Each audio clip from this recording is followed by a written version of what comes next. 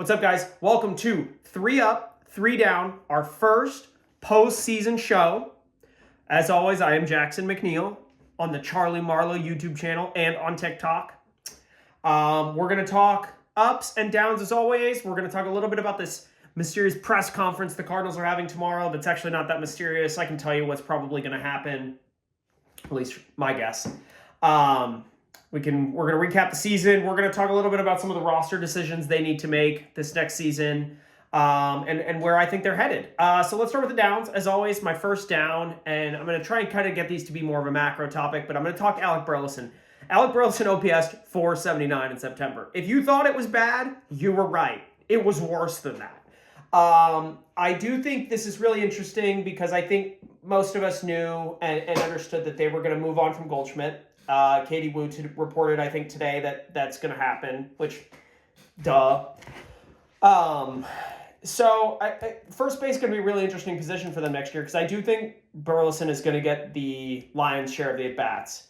But I am curious to see if they try to platoon him with, say, Herrera or Baker or some combination, or Contreras. You know, Contreras, when he was a Cub, played all over the field for a little bit. I know he kind of ended up honing in on catcher, but he's an athletic guy. I can see him playing first base. So it'll be really interesting to see what they do there.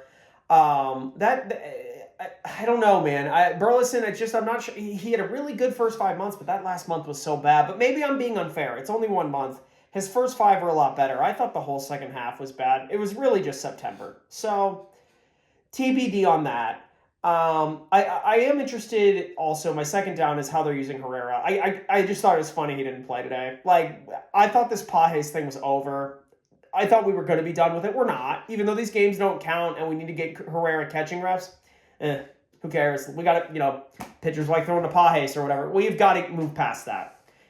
Herrera needs to catch, or he needs to be in the lineup. He OPS 800 this year. So yeah, I'm curious to see what they do with Herrera. I could see him being a trade piece. I know he can't really handle the running game, and in the past they were worried about his preparation level, but I think he needs to play. I think he needs to be on this team. He can hit, and they need bats. So I don't know. It felt like a little bit of a lost season for him, spending about half the year in Memphis, but we'll see. My third down, Payroll, because it's going to go down. I think Bob Nightingale reported that they would look to move on from Sonny Gray.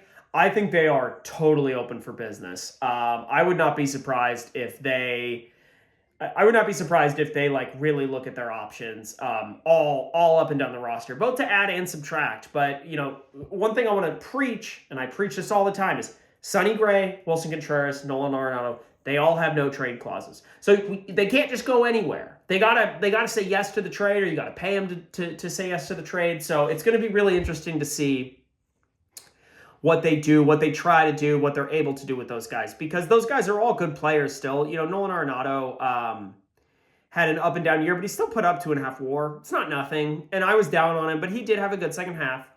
Contreras obviously can hit. He just needs to stay on the field. And really his injuries were kind of freak accidents. With Gray, you guys, we beat Sonny Gray to death on this as a topic this year. It was all over the place. Did he throw enough innings? But he's really good.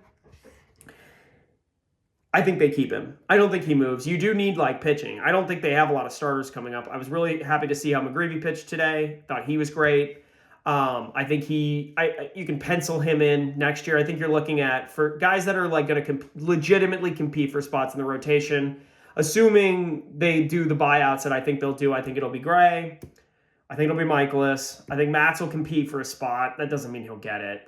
I also wouldn't be shocked if they're like, we just can't do the Steven Matz experience anymore. I wish they wouldn't do the Miles Michaelis experience anymore, but that's $32 million of payroll that they're not going to get rid of. McGreevy will get a chance to compete. I really hope Liberatore gets a chance to compete for a starting spot. Zach Thompson is still in the organization, believe it or not. So, I don't know. It's going to be really interesting to see what they do with the starting pitching. Kyle Gibson, I think, is going to be back as well. I do think they're going to pick up that option. I think they were going to pick up, I always kind of thought one of Lynn or Gibson would be back. Gibson had the better year. He stayed healthier. I think Gibson comes back. That's just my gut feel. With the payroll, too, it's going to be really interesting to see what they do with Helsley, because he's going to get paid in arbitration, and they are kind of at the point now where if they don't think they're going to like really, really contend next year, I think they need to move him, because there's not a ton of value in having like an elite closer on a team that doesn't see themselves as major contenders. So get value for him, and I think you could get more for him in the offseason than you could in July, because you're giving another team a full season of Ryan Helsley as opposed to 2 months of Ryan Helsley.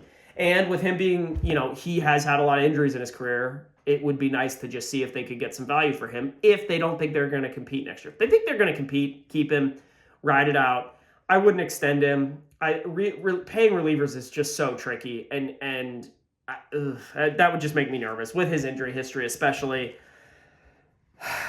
Let's talk ups. Mason Wynn, 15 homers. Just like I told you guys on the very first episode from this same office of 3 Up, 3 Down. I told you he was going to hit 15 homers, and he did.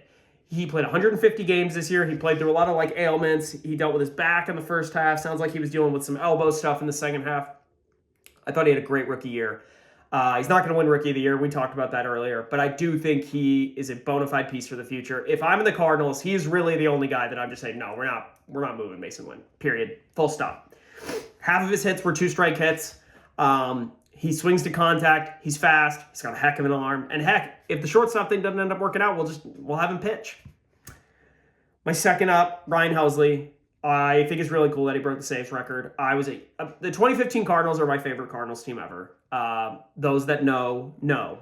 And that was the Rosenthal 48 save season. So breaking that record is no joke. And they really needed Helsley this year. I mean, he was nails. I know he blew a save, I think, the first night of the season. And then I think the only 2 others he blew one in Chicago. That was bad. And then he blew 2 in Milwaukee, but those were his two-inning outings where he would come back the next inning after the Cardinals would take the lead, and he'd slam the door. I was super impressed. They kept him healthy. He had more innings this year than in 2022 when he was unreal. So happy for Helsley. I think he's going to get paid in arbitration, like I said. I would move him. That's just my opinion, because I think you can get real big league talent for a guy like that. You look at the Orioles, for example, who are going to the playoffs, and I don't think their bullpen is super set. They DFA'd Craig Kimbrell 2 weeks ago. They could use a guy like Ryan Helsley. A lot of teams could. And if you're not going to compete, let's talk Paul Goldschmidt and Matt Carpenter and Matt Holliday. So I've been thinking a lot about the Cardinals Hall of Fame because this team doesn't have any real Hall of Famers. It probably does. I'm being dramatic. But I do think it's really interesting to see what's going to happen with Goldschmidt and Carpenter to a lesser extent getting into the Cardinals Hall of Fame. Last week I put up a graphic on Twitter kind of comparing those 3 guys, and Carpenter, Holliday, Goldschmidt. And Holliday was inducted in 22. He got in. So I'm just really curious to see what happens with Carpenter and Goldschmidt, because I think those guys are both Cardinals Hall of Famers. If you compare Holliday and Carpenter, they had very similar stat lines. They both played about 1,000 games. They both put up about 25 WAR. What's funny is all 3 of them hit between 150 and 160 homers as Cardinals. Carpenter hit 159. As of last week, Goldschmidt had 152, and Holliday hit 156. I just think it's really interesting because the Cardinals Hall of Fame matters to me, and those guys Goldschmidt won an MVP.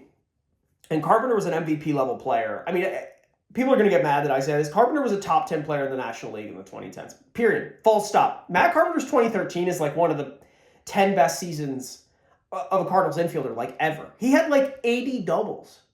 He hit 330. And remember, if you guys remember, he wasn't even the starter at the beginning of the year. They made him play second base just to get his bat in the lineup, but he was not leading off. And then one day they were like, let's just give it a shot. It never ended.